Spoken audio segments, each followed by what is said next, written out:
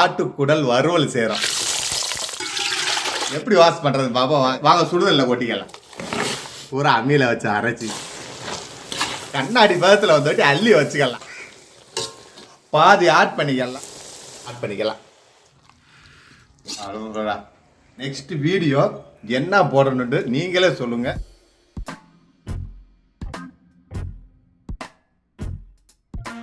Hello master, இன்னைக்கு நம்ம ஆட்டுக்குடல் வறுவல் செய்கிறோம். அது ரொம்ப நாளாக நம்ம சப்ஸ்கிரைபர் நிறைய பேர் வறுவல் போடுங்கன்னு கேட்டாங்க. இன்னைக்கு சிம்பிள் செலவு வச்சு ஈஸியாக செய்கிறோம். வாங்க எப்படி செய்யலான்னு பார்ப்போம்.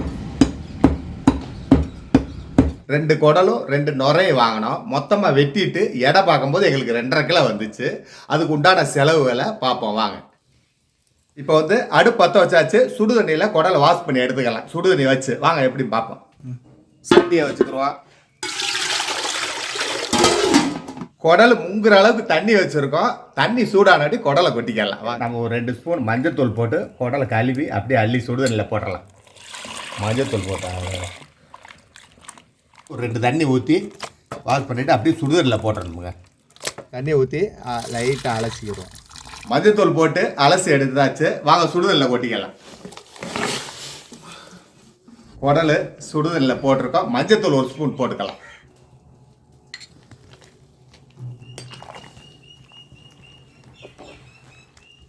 இது ஒரு 1/4 மணி நேரம் அப்படியே சூடு பண்ணோம்னா அந்த டஸ்ட்டு பூரா போயிடும். மறுபடியும் நம்ம பச்சை தண்ணி ஊற்றி வாஷ் பண்ணிவிட்டு அப்படியே வடை செட்டில் போட்டு ப்ரே பண்ணிக்கலாம். பொங்குது, மூடியை எடுத்துக்கிடுவோம், இல்லாட்டி கீழே போயிடும்.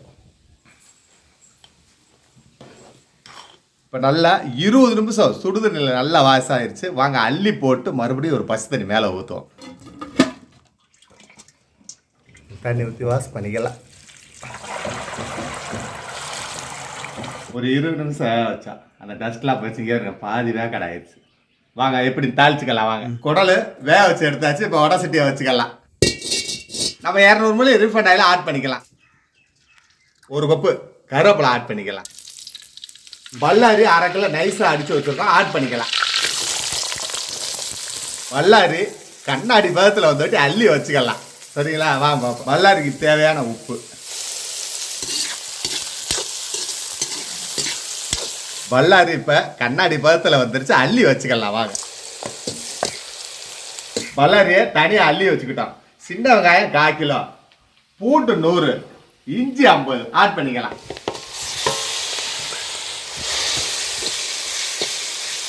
இஞ்சி பூண்டு சின்ன வெங்காயம் போட்ட கையோட 1 தக்காளி ஆட் பண்ணிக்கலாம்.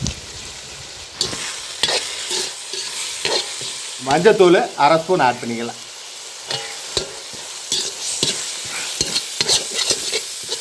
நம்ம போட்ட இஞ்சி பூண்டு சின்ன வெங்காயம் 3/4 அதாவது 75% வதங்கிருச்சு. நம்ம கழுவி வச்சிருந்த குடலை ஆட் பண்ணிக்கலாம். கொஞ்ச நேரம் அப்படி கிண்டி விடுங்க. நல்லா கொஞ்சம் ஃப்ரை ஆகட்டும். ஒரு 1/2 செம்பு 1 செம்பு தண்ணி ஊற்றி வேக வச்சுக்கிறோம் குடலை. நல்லா ஒரு 5 நிமிஷம் இஞ்சி பூண்டு எண்ணெயில் வதக்கியாச்சு. 1 செம்பு தண்ணி ஆட் பண்ணி வேக விட்டுக்கிறோம். நல்லா பரட்டி விட்டுக்கிட்டே இருக்கும். வெந்த விட்டு அப்படியே செலவெல்லாம் ஆட் பண்ணிக்கலாங்க. ட்ரையாக வணங்கி எண்ணெய் பிரிஞ்சு மேலே வரட்டும். சூப்பராக இருக்கும். தண்ணி நிறையா விடும். இப்போ தண்ணி விட்டுருக்கனால கண்டிப்பாக நீங்கள் பச்சை தண்ணியில் அலசிட்டு மறுபடியும் சுடு தண்ணியில் அலசி திருப்பி வாஷ் பண்ணுறதுக்கு பச்சை தண்ணியில் அலசினா குடல் சூப்பராக இருக்கும். சுமல் இல்லாமல் வாசமாக இருக்கும். பார்த்துக்க. தண்ணி வற்றி எண்ணெய் பளபளன்னு மேலே வந்துருச்சு. அப்படியே இங்கிருந்து ஆட் பண்ணிக்கலாம். வாங்க உப்பு ஒரு 20 கிராம் ஆட் பண்ணிக்கலாம். வதக்கி வச்சுருந்தா பல்லாரி ஆட் பண்ணிக்கலாம்.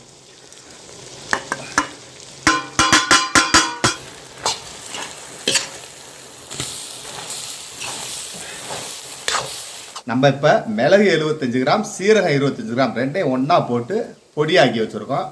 பாதி ஆட் பண்ணிக்கலாம் உரப்புக்கு தேவையா. சரிங்களா? அப்படியே பரட்டி விடுவோம்.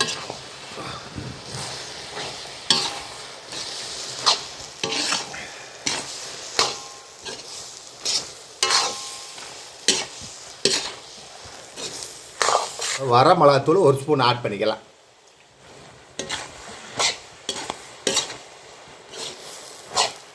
நமக்கு இப்போ எண்ணெய் கொஞ்சம் பத்தலை, கொஞ்சம் ஆட் பண்ணிக்கலாம்.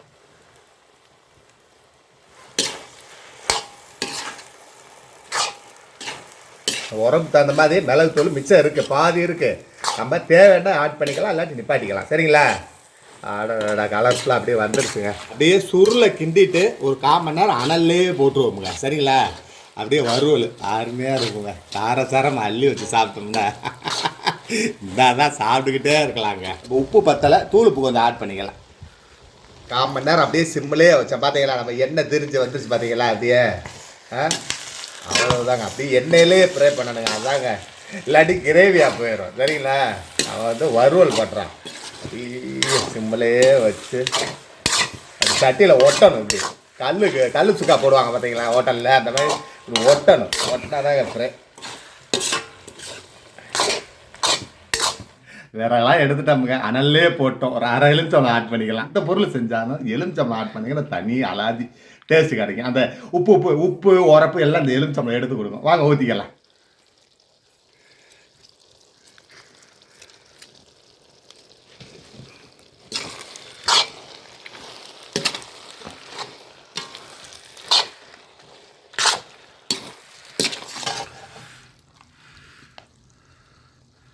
குடல் ஃப்ரை வேறு லெவலாக வந்திருக்கேன். கேமராமேன் கூட என்னமோ நினச்சாரு, கரண்ட் வேற இல்லை, நீங்கள் செஞ்ச மாதிரி தான்டா அப்படின்னு நினச்சாரு. பூரா அம்மியில் வச்சு அரைச்சி இஞ்சி பூண்டுலாம் செஞ்சோம். வாங்க டேஸ்ட் அப்படி காரஞ்சாரமாக டேஸ்ட் பண்ணி பார்ப்போம். வாங்க. பயங்கரமாக சுடுதுங்க. அவ்வளோடா. அதாவது வறுவல்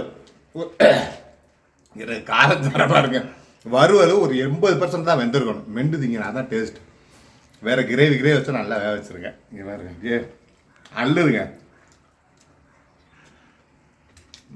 இதே மாதிரி சிம்பிளாக செஞ்சு பாருங்கள். நெக்ஸ்ட் வீடியோ என்ன போடணுன்ட்டு நீங்களே சொல்லுங்கள். அதே கமெண்ட் எது வருதோ கண்டிப்பாக அந்த வீடியோ நாங்கள் போகிறோம். நெக்ஸ்ட் வீடியோவில் சந்திப்போம். நன்றி.